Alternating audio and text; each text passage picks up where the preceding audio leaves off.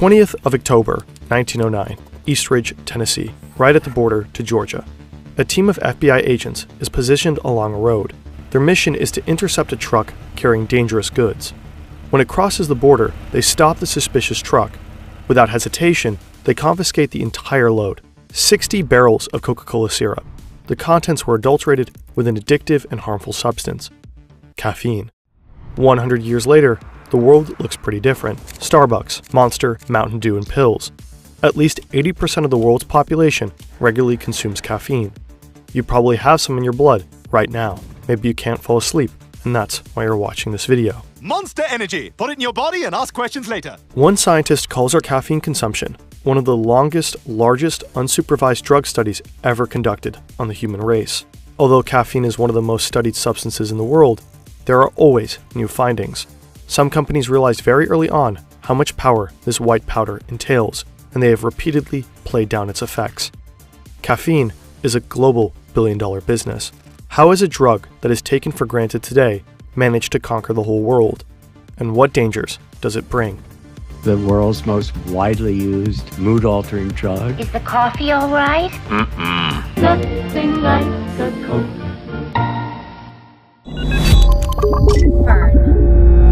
A cup of coffee is part of the study routine for many. Often, it's the sole motivator to keep on reading and learning. The platform Brilliant makes the studying so exciting that you might even be able to skip one of the coffees before.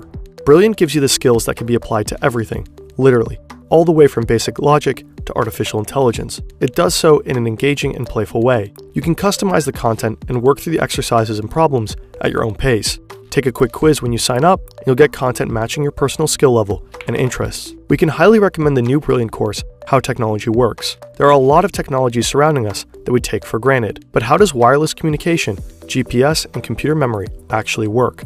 To try everything Brilliant has to offer, free, for a full 30 days, visit brilliant.org/Fern or click on the link in the description. The first 200 of you will get 20% off of Brilliant's annual premium subscription. Start developing new skills today. Caffeine is weird. Plants use caffeine to protect themselves from predators. It is found in coffee beans, cacao beans, and tea leaves. In its pure form, it is a white powder, tastes bitter, and a bit soapy. A 1/16 of a teaspoon will properly wake you up in the morning. A 1/4 of a teaspoon will make your heart race, cause sweating and anxiety. A tablespoon would kill you. However, moderate coffee consumption can even be healthy. It lowers the risk of cancer, cardiovascular diseases, diabetes, Parkinson's disease, dementia, and likely even depression. People love caffeine and have consumed it for several centuries. Europe in the Middle Ages. Monsters are still monsters. We have a hearty beer soup for breakfast, a glass of beer for lunch, and of course beer for dinner. Everyone drinks beer, always. Not necessarily because of the alcohol, it contains little anyways, but because it tastes better than water. The average British drinks 3 liters a day, including children. In the 16th century, a hot black drink from the Middle East amazes Europeans. It looks different than beer, it tastes different than beer, and it has a different effect than beer. Coffee drinkers are soon seen as productive and bourgeois, whereas beer drinkers are considered lazy and comfortable. In 1700, there were already 3,000 coffee houses in London. Trade, literature, science, and philosophy flourished there. Some historians even claim that the Age of Enlightenment and industrialization would not have been possible without coffee. Meanwhile, coffee is an extremely controversial topic at the time. Charles II believes that his people could plan his coup while hooked on coffee. He therefore bans all coffee houses. The public outcry is so great that he revokes the ban just a few days later. Frederick the Great bans coffee roasters. To combat the flourishing black market, the Prussian king hires 400 so-called coffee sniffers to track down illegal coffee roasters. The ban is lifted immediately after his death. No caffeine ban in history was successful in the long run. The world's largest beverage manufacturer of today also made sure of this. Coca-Cola was invented by a pharmacist called John Pemberton. It was initially advertised as a medicine. It's said to cure headaches, hysteria, and melancholy. But above all, Coca-Cola does one thing. It wakes you up because it contains cocaine and caffeine. Coca-Cola soon has to remove the cocaine, but it still contains caffeine, plenty of it. At the beginning of the 20th century, the drink has as much caffeine as today's energy drinks. Caffeine has been the enemy of one man from the very beginning, Harvey Washington Wiley. He's the head of the Bureau of Chemistry, the predecessor of the powerful Food and Drug Administration. He cannot believe that children as young as 4 are drinking cola. In his opinion, the substance is just as addictive as opium. He declares war on Coca-Cola and orders the FBI to confiscate a shipment of the evil drink. A spectacular court case develops that will pave the way for caffeinated drinks forever. The entire United States is watching, the soon-to-be most powerful government in the world against the soon-to-be largest beverage manufacturer in the world, Coca-Cola. Wiley and his office call more than 20 witnesses, including doctors, scientists, and regular Coke drinkers. In their closing statement, they confidently say, caffeine is a dangerous drug that could be even regarded as poisonous. Coca-Cola quickly commissions a study itself, as there are virtually no caffeine studies on humans at the time. They hire a young psychologist, give him a lot of money, and have him carry out a number of experiments in just a few weeks. The young scientist delivers exonerating results. His conclusion in court: caffeine is harmless. Even better, caffeine has a physical and mental performance-enhancing effect. Jackpot. Coca-Cola wins. Later, however, there is an out-of-court settlement, and Coca-Cola reduces its caffeine content. But what remains in the public eye is that Coca-Cola won, and caffeine is a wonder drug with no side effects. And so begins a century of unrestrained caffeine consumption. Red Bull gives you wings. In the USA, black filter coffee and caffeinated soft drinks initially take off. Then, in the 90s, Starbucks overtakes the drip coffee. The recipe for success: a roast that makes the coffee taste less bitter, sugar, cream, and very large portions with a matching amount of caffeine. And just when people thought there couldn't be any more caffeine and sugar in a drink, energy drinks entered the scene. In 1987, the first Red Bull can is launched on the market. 10 years later, there are countless suppliers who outdo each other with larger cans and even more caffeine. In some cases, there are even 700 milliliter cans. Before you realize it, it's 2024 and caffeine is everywhere, an industry worth hundreds of billions. It's been 100 years since Coca-Cola's court case, and in the meantime, it became evident that the wonder drug may have a few side effects after all. First of all, caffeine is not a dangerous evil drug.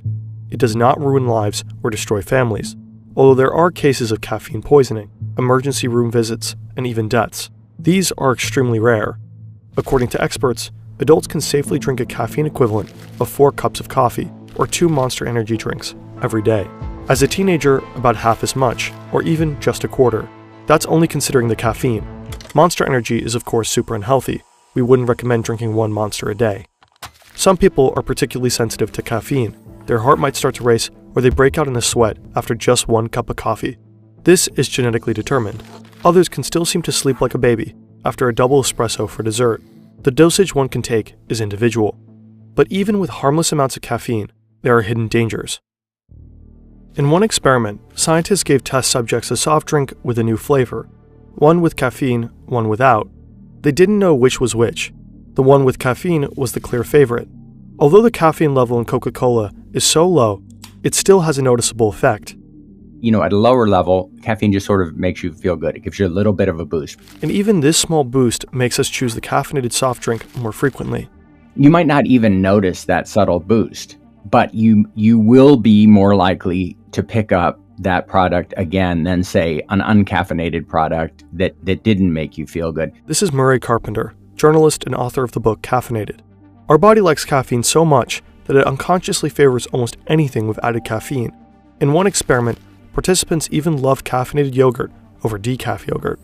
Caffeine can definitely be physically addictive, according to Dr. Roland Griffiths, one of the leading researchers in the field. The drug that more people in the world are dependent on is caffeine, but it's the world's most widely used mood-altering drug, and it turns out that it does produce physical and psychological dependence. According to Griffiths, the mild addiction develops even with small daily doses, a small cup of coffee every day. This little addiction pays off for the industry. 8 of the 10 most popular soft drinks in the US have added caffeine. Caffeine unconsciously leads people to consume more sugar, and sugar is quite unhealthy. Coca-Cola claims that they need caffeine for the flavor of their Coke. In fact, bitter substances can round off the flavor, but you could also use many other bitter substances for this. Perhaps one that is not addictive, even in small quantities. Scientific blind tastings have also shown that the vast majority of people cannot taste caffeine in Coca-Cola. Nonetheless, the beverage conglomerate sticks to the taste argument. I think when Coca-Cola has said that, I would have to say it's disingenuous, because Coca-Cola scientists know full well everything that we know about caffeine. Energy drinks have just as much sugar as Coke, but roughly 3 times as much caffeine. For most adults, this is not a problem if they don't overdo it. In Europe, however, 2 out of 3 teenagers and even 1 in 5 children consume energy drinks. In the US, 1 in 3 teenagers consumes energy drinks. Minors tolerate caffeine much worse than adults and are much more sensitive. Studies show that too much energy drink can have harmful side effects for young people. Dann wurden bei diesen jungen, gesunden Erwachsenen adverse Effekte beobachtet, also wie Herzrasen, Angstzustände, Nervosität und auch Veränderungen im EKG. There is evidence that long-term energy drink consumption can lead to cardiovascular problems among children and adolescents. Unfortunately, however, there are still no conclusive studies on this. Consumer advocates and pediatrician associations are demanding stricter rules, such as a complete ban on advertising energy drinks to teenagers and children. These dangers of caffeinated drinks have not been taken seriously for a long time, thanks in part to the multi-million-dollar lobbying efforts of soft drink and energy drink companies. One of the most important lobby groups is the American Beverage Association, which was founded in 1919. Behind it are Coca-Cola, Pepsi, Dr. Pepper, and many others. They fund scientists who confirm their views on caffeine and sugar. For example, the group argues against stricter regulation of energy drinks for children and teenagers. Lobbying, a slight addiction, and above all, the awakening, performance-enhancing effect. All of this contributed to the massive success of caffeine. Why should we question a miracle drug that allows us to become more productive within a few minutes? Caffeine is perfect for the hyper-fast, performance-oriented times we live in, but it's also a time in which it's become increasingly difficult for many people to calm down and relax. It's easy to forget, but physical and mental rest and recovery are extremely important for our well-being, and caffeine actively opposes it to some extent. Caffeine blocks the absorption of the neurotransmitter adenosine. Adenosine tells us that we are tired. On caffeine, we do not receive this message. The body wants to rest, but we feel awake, for quite some time actually. About 5 hours after a cup of coffee, half of the caffeine we consumed is still in our body. After 12 hours, a quarter of the dose is still in our system.